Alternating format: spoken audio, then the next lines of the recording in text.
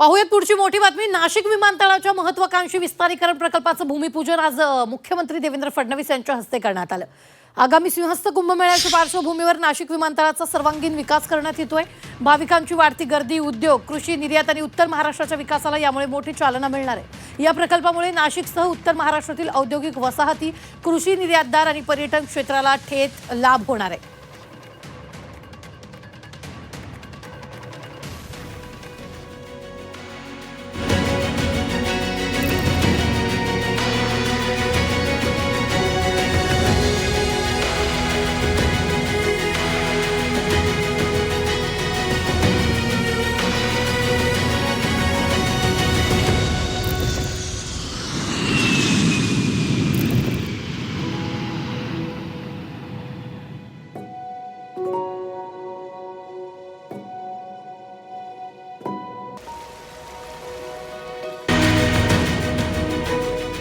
भविष्यातलं जे काही नाशिक आपण घडवतो, एकीकडे पर्यटन आहे, एकीकडे औद्योगिक नगरी आहे, दुसरीकडे आध्यात्मिक नगरी आहे, अशा सगळ्या गोष्टींना साजेसं एअरपोर्ट हे नाशिकमध्ये असणं गरजेचं होतं।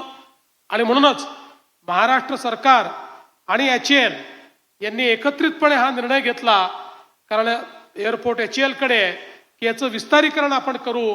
आणि मी HALचे देखील आभार मानतो की त्यांनी तात्काळ त्या संदर्भात पूर्ण आम्हाला कॉपरेशन केलं। विस्तारीकरणानंतर असं असणार नाशिक विमानतळ।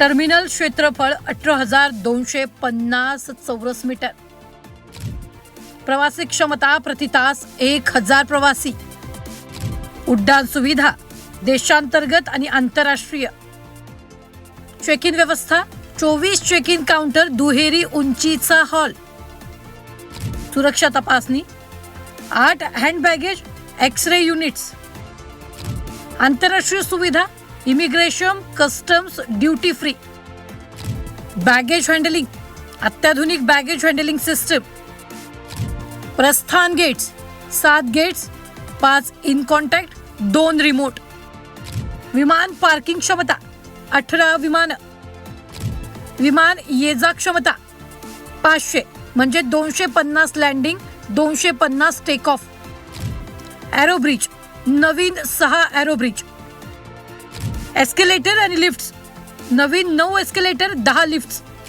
पार्किंग सुविधा 700 कार, 200 टॅक्सी आणि 10 बस,